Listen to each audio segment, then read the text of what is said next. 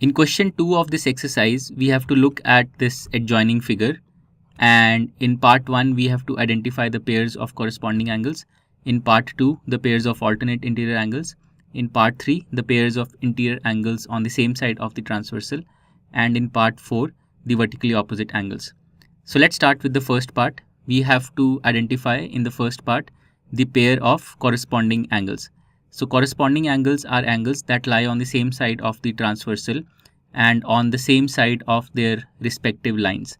So for example, angle 1 and angle 5 form a pair of corresponding angles because they lie on the right side of the transversal C. Both of them lie on the right side of C, and both of them lie above the lines, the respective lines A and B. So angle 1 and angle 5 are a pair of corresponding angles. Similarly, angle 2 and angle 6 are a pair of corresponding angles. Angle 3 and 7 is another pair of corresponding angles, and angle 4 and angle 8 is a fourth pair of corresponding angles. So let's write all of these pairs here. So we have angle 1 and angle 5 is one pair, angle 2 and angle 6 is another pair, then angle 3 and angle 7 is a third pair, and angle 4 and angle 8 is the fourth pair of corresponding angles. So in total we have 4 pairs of corresponding angles. So this completes part 1. Then in part 2 we have to identify the pairs of alternate interior angles. So what are alternate interior angles? So these are angles that lie on the alternate sides of the transversal and inside the region formed by the two lines. So in this figure, angle 2 and angle 8, for example, form a pair of alternate interior angles because they are on alternate sides of the transversal C and they are inside the region between the lines A and B.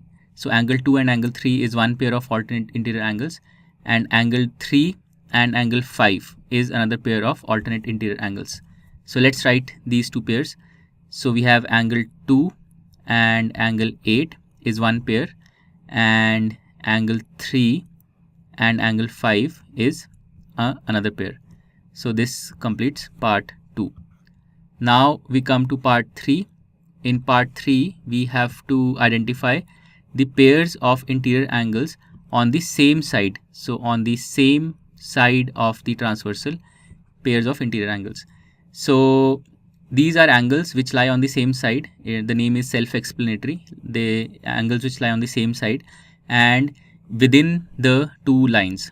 So in this figure, for example, angle 2 and angle 5, they lie on the same side of the transversal C and they lie inside the region of the two lines A and B.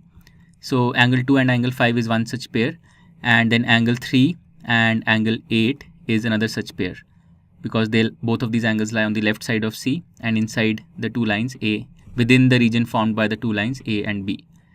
Okay, so in this part we have angle 2 and angle 5, and then we have the other pair as angle 3 and angle 8. So this is part 3, and next we come to part 4.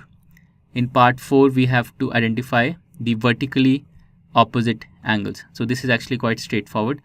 Let's start with angle 1. So for angle 1 we have angle 3 as the vertically opposite angle. Then for angle 2 we have angle 4 as the vertically opposite angle. So let's write these two pairs. For angle 1 we have angle 3. For angle 2 we have angle 4. Then we are still not done because then for angle 5 we have angle 7 as the vertically opposite angle, and for angle 6 we have angle 8. Okay, so let's write these two pairs as well.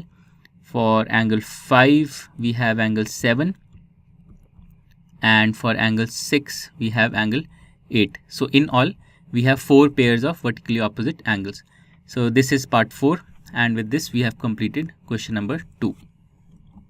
To learn more about how QMath can help you crack school and board exams, explore QMath Leap, a live online classroom program run by highly experienced and committed teachers.